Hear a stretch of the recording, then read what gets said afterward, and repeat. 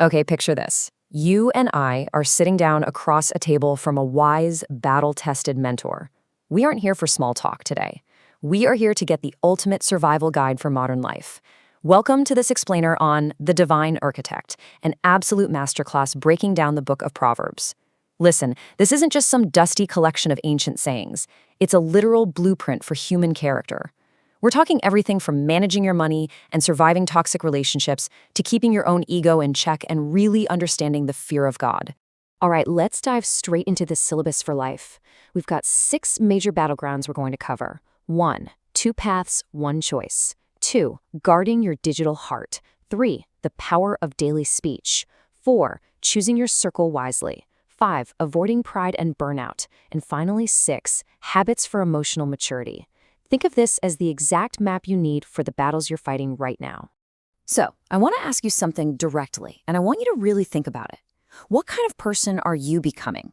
Because the entire focus of this explainer is the reality that your destiny doesn't just happen by accident. According to our source material, your destiny is actively built by those tiny, seemingly insignificant choices you make every single day. Now, to figure out who we're becoming, we have to start right at the foundation. You've probably heard this famous phrase, "The fear of the Lord is the beginning of wisdom." It pops up over and over again in Proverbs. It's basically telling us that true wisdom, the kind that actually helps you build a resilient, meaningful life, starts directly with God. But what does that actually mean for us today? Well, what's really fascinating here is how the text completely redefines the word fear. We hear fear and we instantly think of terror, right? Panic. But the text is super clear. This is actually about reverence. It's about respect and surrender. It's acknowledging God as the ultimate source of truth. And the warning is pretty intense. You could literally be the smartest person in the room, but without this moral foundation, you're just building a house on sand. Intelligence without the fear of the Lord only leads to destruction. Section 1.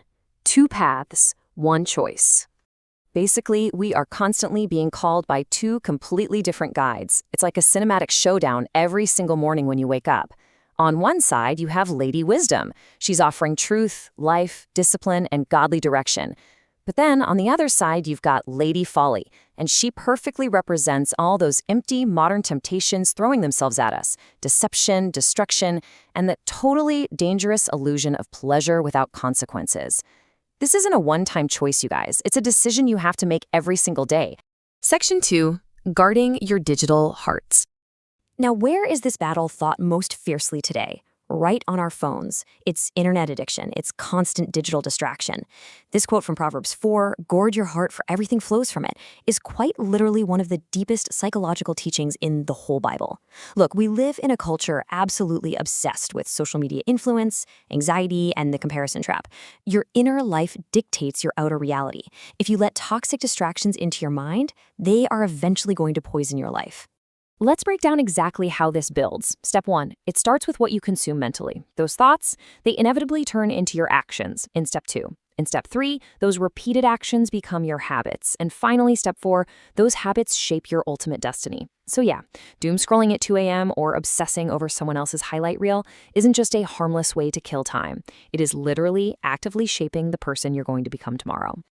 Section 3, the power of daily speech. So that's the internal battle. But what about the interpersonal one? The contrast here is wild. On one hand, we have this intense, modern, internet toxicity, cancel culture, endless online arguments, verbal abuse in comment sections. Honestly, it's just an absolutely exhausting way to live. But on the other hand, we have what we can call Proverbs peace. This is about careful speech. It's actively avoiding gossip and choosing to speak truth without all the rage.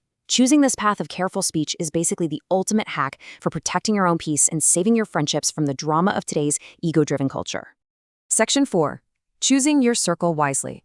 You know that saying about how you're the average of the people you spend the most time with? Well, Proverbs hit the nail on the head thousands of years ago. Your environment shapes your future. The advice is so modern. Seek wise counsel, value loyalty, and fiercely curate your friend group. Imagine a student heading off to college. They could so easily get swept up in a destructive crowd or end up totally isolated. But if they simply choose to seek out wise mentors and actively reject toxicity, they save themselves years of painful social traps. Because the truth is, your friends are a preview of your future. Section 5. Avoiding pride and burnout.